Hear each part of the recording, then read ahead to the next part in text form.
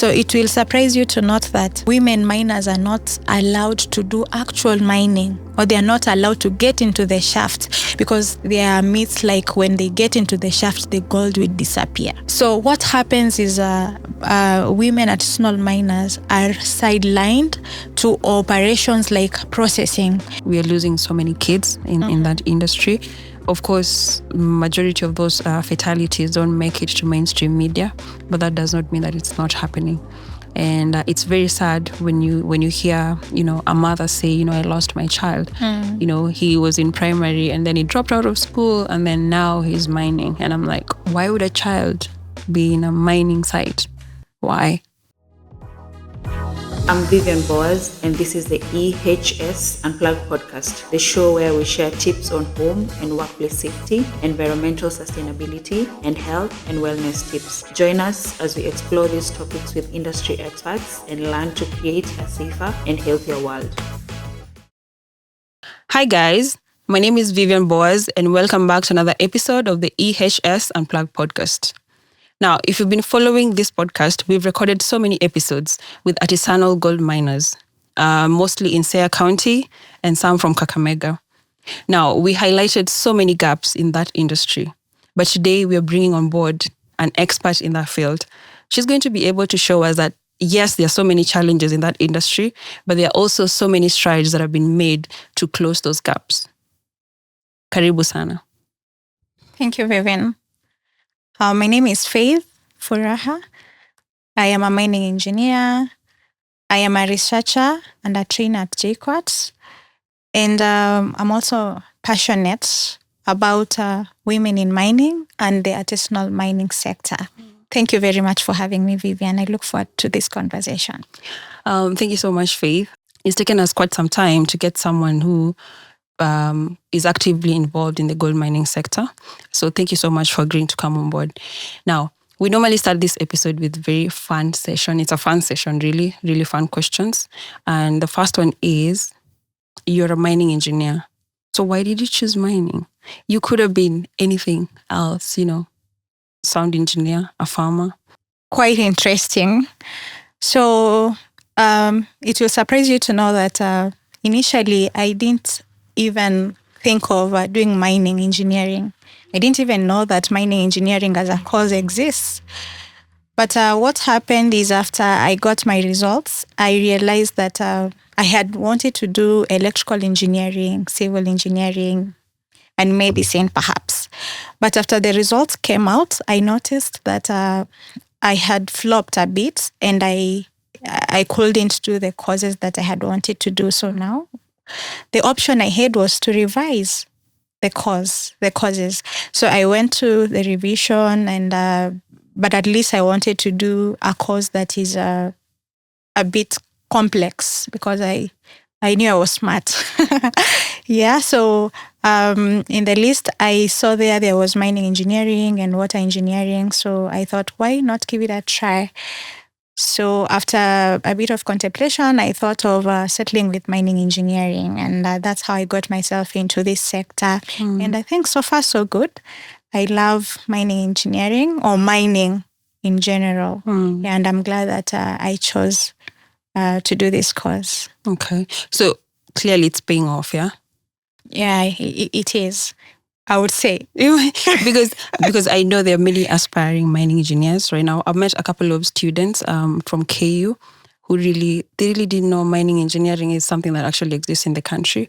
We've always been importing that resource into Kenya. So knowing that there are so many of you out here at the moment, I mean, what would you like to say to someone who's aspiring to be a mining engineer? Okay.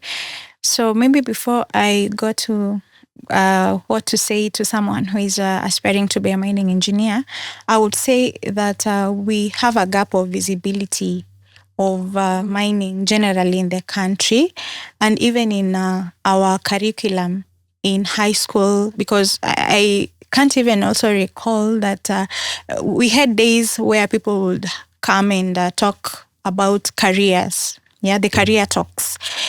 So the people that came were doctors, yeah. So there was no mention of any extractive course. Of course, we had the geologists, but now in terms of the mining, the actual mining practice, I never heard of it being mentioned. And the only thing that I knew was the small bit of geography that we did. When we talked of mining, we talked of diatomite in Kariandu. So I think that's all. Yeah. All of us knew. Yes. So there is that gap of visibility. But actually, there is a lot of minerals in Kenya. And for any person that is looking into joining the sector, I think it's a great field. Yes, because ideally, like mining is the backbone of so many things, of electronics, of the technological advancements, and we cannot really talk about technology advancement without talking about mining. So mining is a great place to be, and anyone that wants to join this sector, I think there is a lot to do. Yeah. I mean, I'm a health and safety professional. I don't know if that makes me smart, but I am a very smart person. But coming back to your point, it's really true, because even me in high school, during the, what did you call them? The career talks, we never had a health and safety professional come and talk to us. Yes, in fact, I found out about health and safety after high school, because now you're sitting down and you're like, would you want to go study in campus? I mean, so that's when I came across health and safety. So we have a long way to go as a country when it comes to that. Yeah. So to my first question, when it comes to mining, as you've mentioned, no visibility. In fact, so many people don't know that we do mining in Kenya. Unfortunately. I know. And it's an industry that's actually employing so many people. So maybe you could just start us off by telling us, where is mining actually happening in Kenya? Okay. So to answer that question, I think I will start by mentioning the minerals that we have. And I think I will group the minerals in various categories according to how they have been grouped in the Mining Act. Yeah, so that we can be able to appreciate some materials that people don't consider minerals. So we've got the first category called construction and industrial minerals. So under this category, we have soda ash. Soda ash is mined in Lake Magadi in Kajiado County, the Rift Valley province. Under this category, again, we have got things like clay. So clay is being mined in several parts of the country.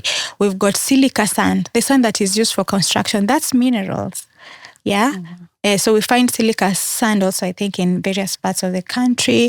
We have got limestone, which is found majorly in the coastal region and eastern part of the country. But I think there are other areas where also limestone is being mined. And then we have got the category of precious stones. So under this category, we've got the gemstones, the diamonds. So gemstones mining in Kenya is done majorly in the coastal region in Taita Taveta County. And then we go ahead, we have another group we call the precious metals. So these are the likes of the gold, the platinum, the silver. So we've got a lot of gold mining in Nyanza province and the western part of Kenya.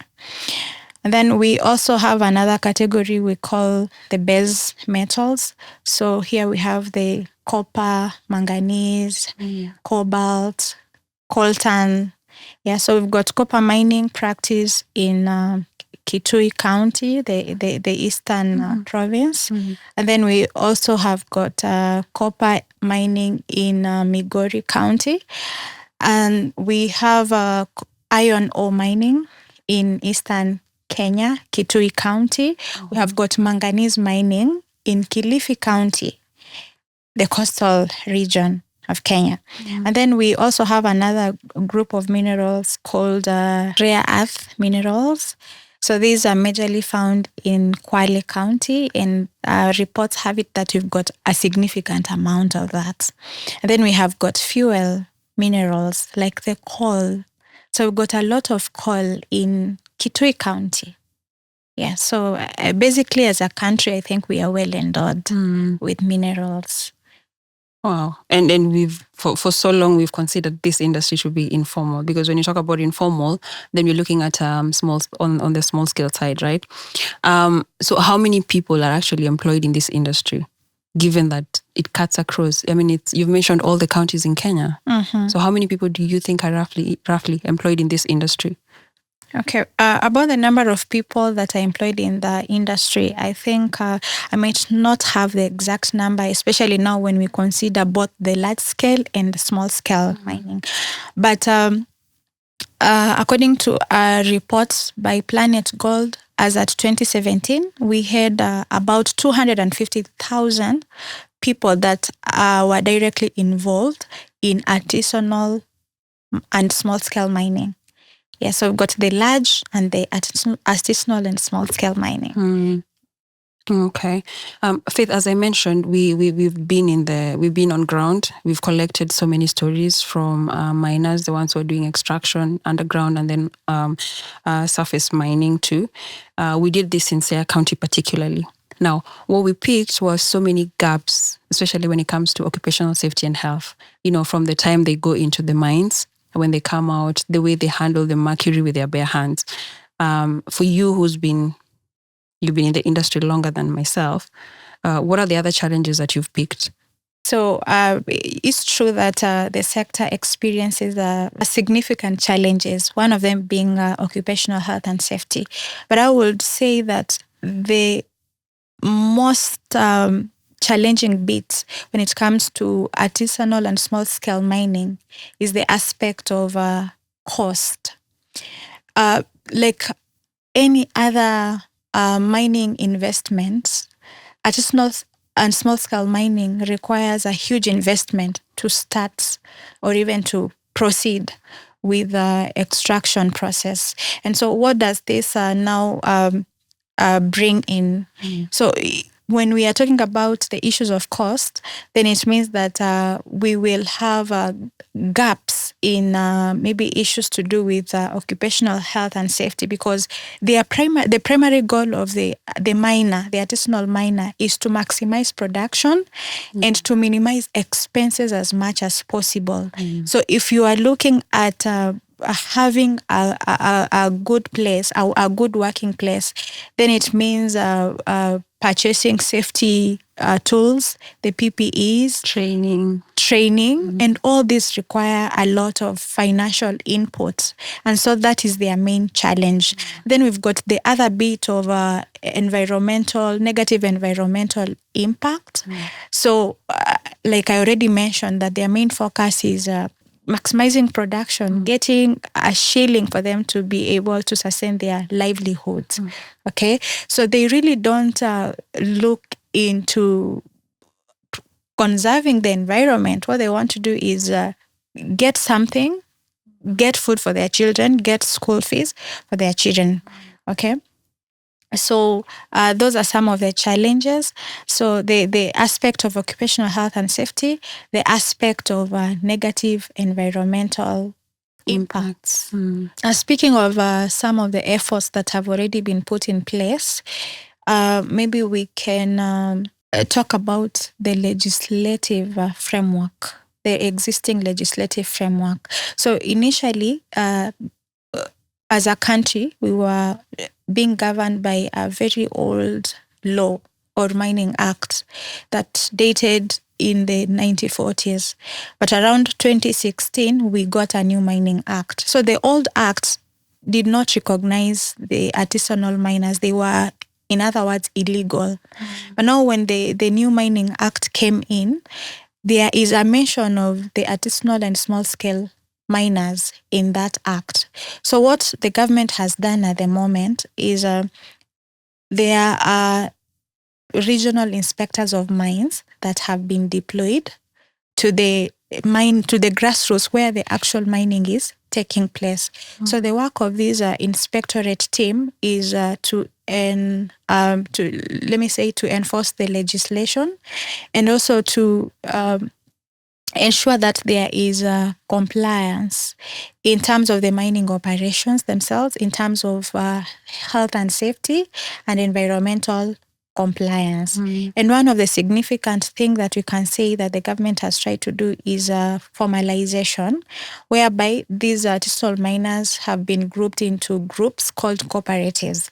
So when they now start working in groups, it means that they can be able to get licenses, or we call permits, at their levels. So when they have permits, then it means that they can, first of all, be able to access finances, which we said is one of the major challenges that they have, the challenge of lack of financial access.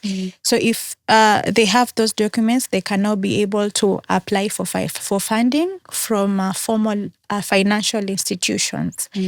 And then the other aspect is that when we have formal structures, the cooperatives, then we can have support efforts like training from maybe civil societies, from the government itself, from international development partners, and people that are interested in the sector and in the humanitarian efforts. Yes. I want to take you back because you mentioned something very interesting. Clearly, there's a lot that's being done. We have the Mining Act of 2016, right? And then you've said it covers now the artisanal small-scale mining, right? But still, there are so many areas where these efforts, they've not reached these people. And you talked about mapping where mining is happening. We've mapped out all these areas. But do you think maybe we should go back to the drawing board and map out these areas afresh so that we capture everyone that is involved in gold mining or artisanal small-scale mining? Because I feel like we've not really mapped out all these areas. The efforts are maybe directed towards certain counties. And in some counties, the people have not been reached. Yet there's so much good that the government is already doing.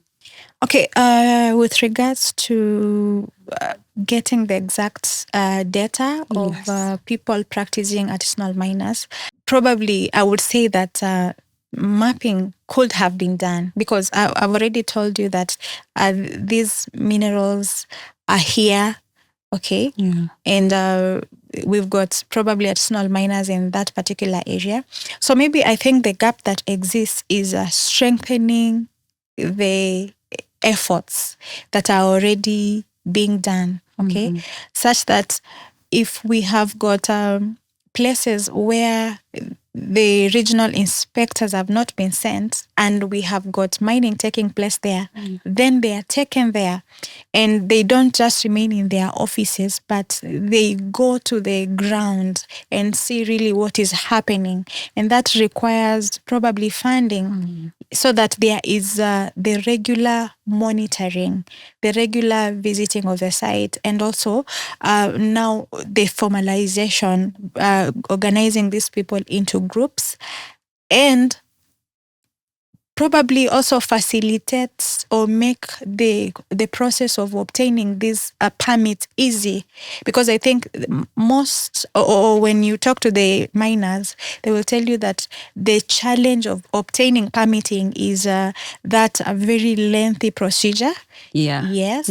So in efforts to strengthen that formalization process, is probably the government can make that permitting process a bit easy, so that now we can have many of these people practicing mining getting the permits, so that they can be regulated and they can be able to access finances for them to be able to implement the safety protocols and the safety procedures, and even the environmental guidelines that are in place for them to be able to operate in good environments. One of the things I also picked was on the cooperatives you mentioned, the permitting process. It's very lengthy, as you said, but you've also talked about the awareness session. So does this also include the permitting process? Because if you look at the Mining Act of 2016, it's not a document that someone on ground can easily understand and make sense of it.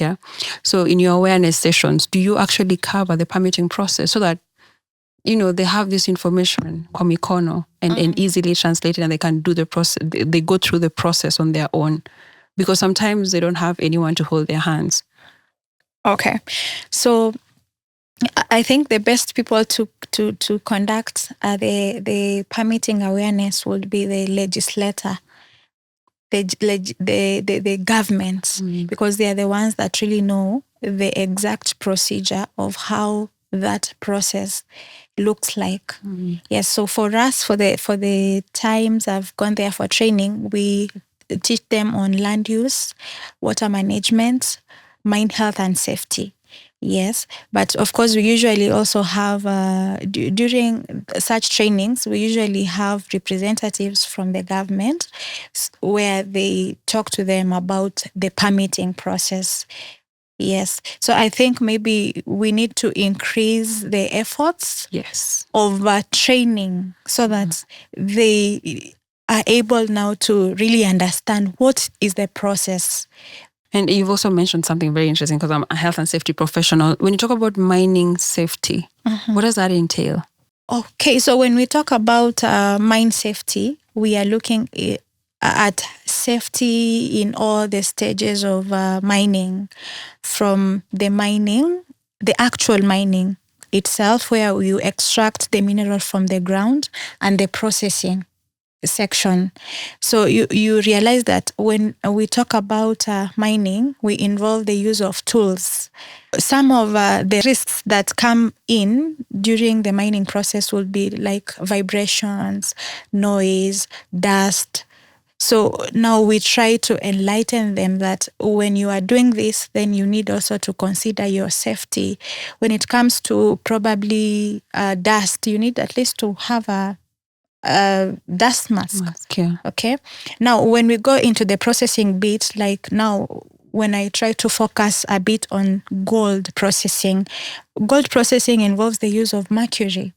Gold processing involves the use of cyanide. Okay, and all these chemicals have got health implications. So what we are trying to tell them is things like use protective equipments, like use gloves, okay, or alternatives of gold gold processing techniques, like you can use gravity concentration, or while using mercury, we have got innovations that have come up, like the use of a retort, where the mercury fume, instead of just burning the mercury amalgam in open air and fumes come into you, now you use a mercury retort which traps that fume. Yes. And about maybe cyanidation is disposal techniques, safe disposal techniques, so that we don't have this cyanide get into water systems, underground water systems and surface water systems. We also have the issues of disposal of waste. So when you go to the ground, you realize that the waste is usually deposited in open heaps. And when you look at the nature of occurrence of gold, it occurs in sulfidic ores. And sulfidic ores, usually when they're exposed to the atmosphere, acid is generated, sulfuric acid is generated. So what this system does is dissolving the metals into the water system. And then what happens when it rains? Those metals get into the water system. Those metals get into the underground water systems and eventually into the food chain. So we are trying to show them ways of disposal of waste. But unfortunately, especially now when it comes to waste disposal, it also boils down to cost again, because it is expensive to install a specialized facility to contain waste. You've mentioned, just the health impacts of mercury, and then when it ends up into the water, how do we call it? The biomagnification. Yes. Bioaccumulation. Bioaccumulation, right? And this is a fishing community, especially when I mentioned Seah County, this is a fishing community.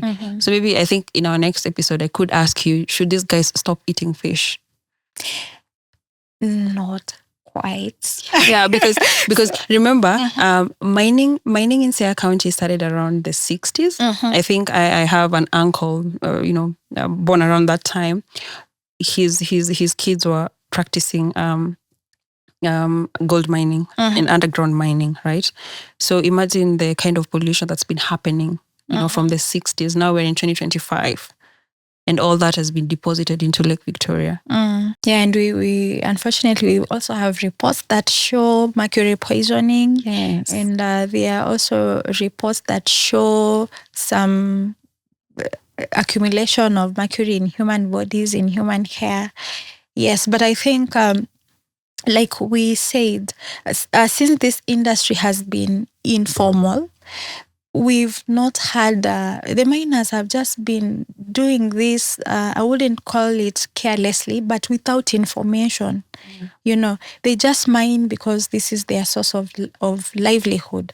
But they can do it with training, proper training. They can be able to do it sustainably, whereby they observe safety and observe environmental, positive environmental performance. Yes. So like the issue of mercury, like I was telling you, we have got the disposal of mine waste. Like at least they ensure that they don't just dispose near rivers, near streams, because if they do that, then it means that the mercury will eventually find its way into the water systems, and then what happens? The fish will take in that mercury, and eventually it will find its way into the human bodies, and that can be a disaster. Faith, we've had in mainstream media where reports of children dying in those mines. That's a case of child labor because they're underage. I don't know, what's the status of child labor in the industry based on your experience and observations on ground? This episode was sponsored by the African Occupational Compliance Institute. AOCI is an organization that advocates for human dignity and meaningful workplaces through a collaborative approach. And they're doing this through 5 thematic areas: training and capacity building, audits and assessments, research and innovation, consultancy, equipment, and supplies. Please do check out their website. So child labor is a serious concern when it comes to ASM, artisanal mining, and I believe it's because of the rate of poverty. Yeah, but I think there are organizations, or rather the government. We've got the Ministry of is it Labor and Affirmative Action that is trying to enforce the adherence to the labor laws. Yes, and I think the other thing is probably the other effort that can be looked into is to be able to help these miners to move out from that poverty, because that is the motivation of children getting into the mines to help their parents and all those kind of things. But I wish I don't say much about that. But I think there are efforts to stop the practice of child labor in mining sites. I mean, I hope this gets to the people that it needs to get to, because it's, as you've said, it's happening. We are losing so many kids in that industry. Of course, majority of those fatalities don't make it to mainstream media, but that does not mean that it's not happening. And it's very sad when you hear, a mother say, I lost my child. He was in primary and then he dropped out of school and then now he's mining. And I'm like, why would a child be in a mining site?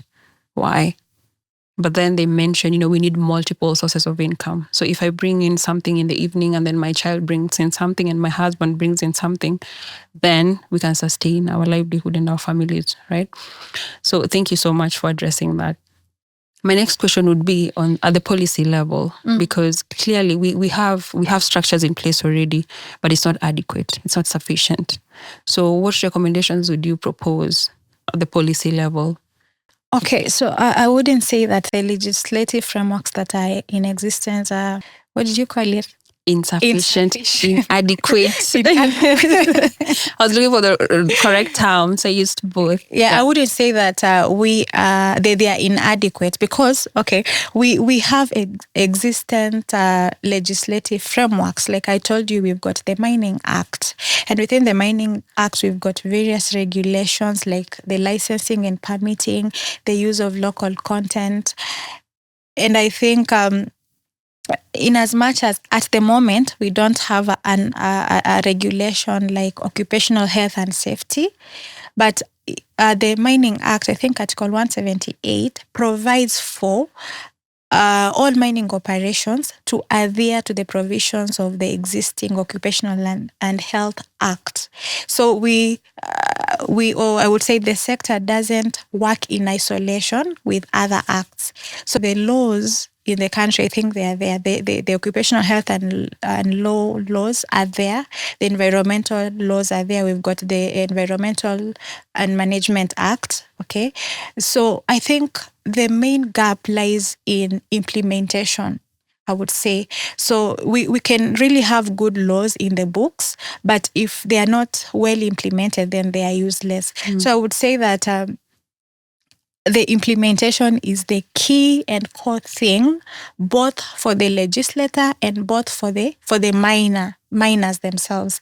So the legislators should ensure that they effectively and they effectively carry out enforcement of the already existing legislation. Okay, and the miners themselves should proactively adhere or comply to the existing laws. That's what I will say. I know you've mentioned Occupational Safety and Health, but we have the Occupational Safety and Health Act of 2007, and then we have the enforcement body, which is DOSH. You've said the mining industry does not work in isolation. So are you receiving enough support from DOSH particularly, or even the Workplace Safety Professionals Association of Kenya, which is WASPAC? Are you guys receiving adequate support from them, or is there more that you could, you think they could be doing going forward? Where I see it, I wouldn't really know how much support is provided by DOSH. Okay, but I would say that it's an opportunity to do so much. Or rather, there exists within the mining sector, there exists an opportunity for collaboration between probably the government, between the what is it called? The Workplace Safety Association. WASPAC. Yes. WASPAC. Yes. Civil societies, like we've got a non-governmental organization called the Center for Sustainable Mining, Environment and Climate Change.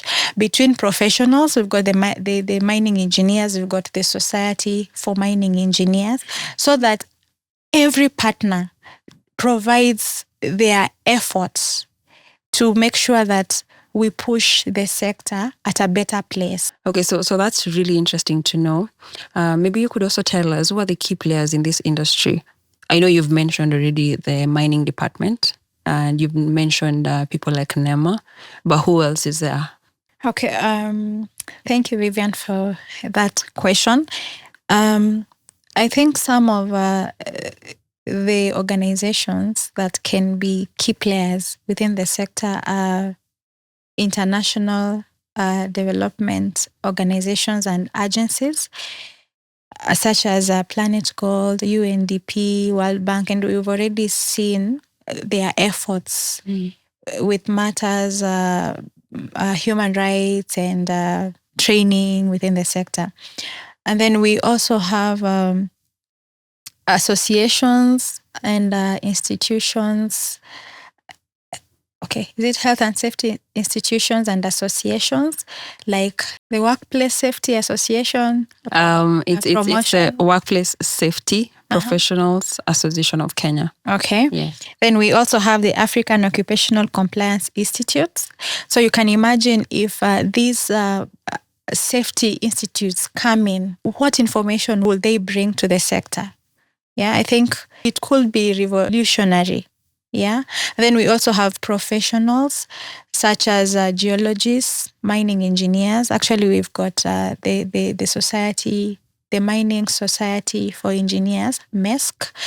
And then we have got civil societies such as organizations like Center for Sustainable Mining, Environment and Climate Change, which deal with advocacy and environmental issues. Okay. No, thank you for mentioning that. And when you mentioned the African Occupational Compliance Institute, I know Fabian is the director there, and he's doing so much in the informal sector. So I think that would be a very good collaboration between you and them. Thank you for that. So let's talk about benchmarking. I know locally we have the knowledge, it's here in the country. But then we have other countries already who've been doing mining for so long and then at an advanced level, right? So is there a need for benchmarking? Maybe you could help us to close some of these gaps faster than we are at the moment. Yeah, thank you, Vivian. Benchmarking safety practices is really an important consideration when it comes to the mining operations. And what I would say is, in as much as safety best practices are overarching, I think it boils down to the organization initiative. What I mean here is that each organization is responsible, or each company is responsible to ensure that they abide to the local existing laws and even complying to international standards. And actually in Kenya, we've got large-scale mining companies that do well with regards to occupational safety practices. We've got companies like Base Titanium, which, of course, at the moment, it's closed up, but it's been in the sector for quite some time. And I think they have been very proactive in terms of adhering to safety and even updating their safety guidelines so that it reflects the international standards. But now when we consider the other side of artisanal miners, I think like I mentioned, their focus is mainly maximizing production and minimizing expenses as much as possible. So taking any benchmarking initiatives for them would just be unnecessary expense, and it's really very secondary according to them. And I think the mining challenges are they cut across the artisanal mining challenges, the issues of safety, the issues of negative environmental impacts. They cut across all countries. Thank you for that. And I don't want to. And sorry. Yes. And I think yes, there exist very good mining companies in countries where mining has advanced, like in Tanzania, in South Africa. So mining companies can take the initiative of benchmarking for them to be able to learn some very good practices that are being practiced within those mining companies. But now when it comes to artisanal miners, I feel that solutions should be tailored to the operations, of the artisanal miners, and probably support be given in terms of training, in terms of financial support, so that now they are able to integrate the best practices within their operations. I've been to some of these mines, and my focus now, I'm taking you back to artisanal small-scale mining. If you go to these mines, a majority are led by men, right? And you're doing so much in that area in terms of, just empowering women to take on leadership roles. What is the progress in that area? Wow, that's a heavy question. I know. Yeah, so I think maybe we can start by briefly talking about some of the challenges that women in artisanal mining face before even we look at some of the things that can be done to increase their leadership roles. So artisanal miners face a lot of discrimination. This emanates from the socio-cultural beliefs and practices that have been historically been in existence. So it will surprise you to note that women miners are not allowed to do actual mining, or they are not allowed to get into the shaft, because there are myths like when they get into the shaft, the gold will disappear. That's a thing. Yeah, you can imagine. So what happens is women artisanal miners are sidelined to operations like processing. And when we talk about gold processing, we are talking about handling chemicals like mercury, crushing, So these are more risky operations in terms of their health and also in terms of safety. So I would say they are more exposed to health issues than men are exposed. And then we also have got the aspect of non-involvement in decision making. You see, we are saying that, first of all, they are not allowed to do some operations like the actual mining. So the activities that they concentrate on are low-valued operations. So when men get into the shaft, they come up with the ore. There is the distribution of the ore. So women are not in these tables where the ores are being distributed. So then what happens next? It means that they will get the low-valued ore. So this exclusion from decision-making processes is a huge challenge to women in artisanal miners. And then we also have got limited access to land, for example. You see, in Kenya, and I think in the African context, land ownership is patriarchal. If we've got a father and they're looking into giving inheritance, they will give lands to their sons. So then what happens to the ladies? It means that they don't have land to inherit. So you can imagine within the mining sites or the mining areas, women don't have land where the mining should take place.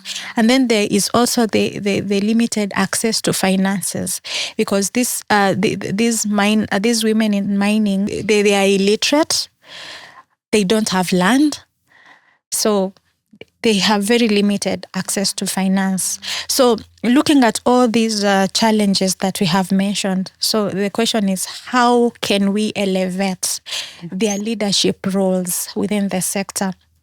So I would say that one of the biggest thing that artisanal or women miners can look into is leverage on the power of collective action, such that they organize themselves into women groups. Mm-hmm. So see, when they come together and start working together as a group, first of all, they are already strengthening themselves in terms of finances, because if I bring 100 and she brings 100, by the end of the day, we have got a huge lump sum of what we have. So working together will increase their financial capacity. And apart from that, when they come into groups, now they can be able to operate formally, meaning they can register themselves as a cooperative and get permits. So when they get permit, then when they get a permit, then it means they can be able now to lobby for finances. They can be able to lobby for training opportunities from interested parties. Okay.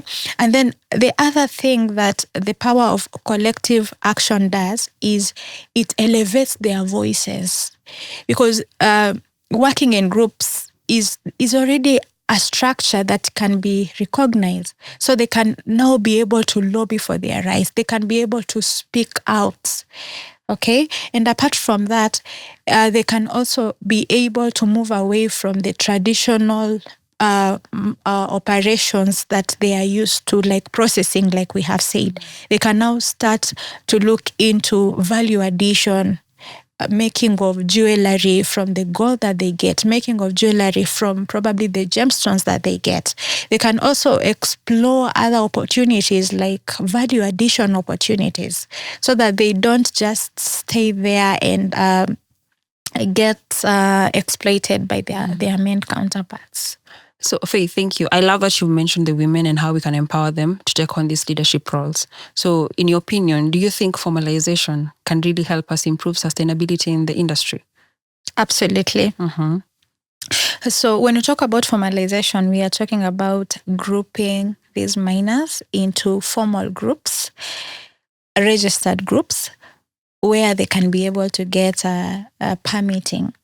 Okay, so I think when miners are operating in formal structures and they have permits or legal documentation, then now they can go ahead and counter their challenges that they had. Remember, our main challenge in our conversation, we said the aspect of finance.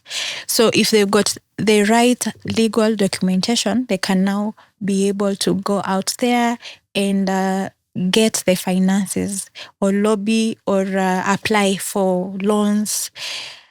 Now, when they have got enough or they have got sufficient funds to run their operations, then they can be able to engage experts, for example, mining engineers, in terms of how they design their mines. So if they start designing their mines correctly, then we shall have reduced number of accidents and incidents. Then also, apart from the aspect of safety, the aspect of environmental performance, if they are able to increase their muscles in terms of finances, they can be able to practice or to incorporate good practices in terms of the environmental performance. And then apart from that also, miners working in formal groups, it makes the legislation enforcement easy. So you realize that when we know that we have got this number of cooperatives, we've got a cooperative there, we've got a cooperative there, then enforcement of the existing laws becomes easy. And also groups that would provide supports like occupational health and safety institutions, development partners. It would be easy to work with groups as opposed to just having a single miner there, a single miner here. Yes, so I think really it does help. Formalization helps very much the issue of sustainability. Oh, Faith, this has been a very informative session. I've learned a lot personally. I didn't know artisanal and small-scale mining is catered for in the Mining Act of 2016. I didn't know clay is a mineral until now. and I didn't know that manganese is being mined in Kilifi. That's new to me. So thank you so much for agreeing to come on board. But before we conclude, maybe a parting shot to our audience. All right, so I would say that mining is an interesting sector, and mining has got a potential to contribute significantly to the country's GDP. So I will just call upon the various partners, the government, and whoever is involved to do their things with a lot of integrity so that by the end of the day, we are able to attract as much investment as possible within the mining sector so that you can be able to utilize the God-given mineral resources that we've been given so that we increase, or rather we promote our economy as a country. And I said I come from JQuat, so we offer BSc mining and mineral processing within the Department of Mining, Materials and Petroleum Engineering. So anybody that could be interested with pursuing a degree in the extractives, you are very much welcome to come and do this with JQuat. Apart from the BSc programs, we also have got PhD in mining engineering and a PhD in petroleum engineering. And also we are currently in the process of developing MSc petroleum engineering. So we would be really glad to have you within the campus so that we look at ways of pushing the sector forward. Otherwise, I'm so grateful, Vivian. It's been a wonderful conversation. Thank you very much for having me. Thank you so much, Faith, for agreeing to record this episode with us. I know it's going to draw so many people to JQuat because you've mentioned so many mining courses already ongoing. Now, personally, I've learned so much. I didn't know there was a formal mining sector already in place. I've always known it's about the artisanal and small-scale mining. So that's something new that I've learned. But yes, in as much as there's a formal part of it, the artisanal and small-scale mining there's so many gaps in that industry. So thank you for highlighting those gaps, and also thank you for just sharing with us the progress that's being made from the government level, at your level, and then NEMA, DOSH, and then associations and companies like African Occupational Compliance Institute. So thank you so much. Thank you so much, guys, for watching this episode. And if you love content like this, anything on health and safety, please don't forget to subscribe to our YouTube channel. Thank you so much. Bye.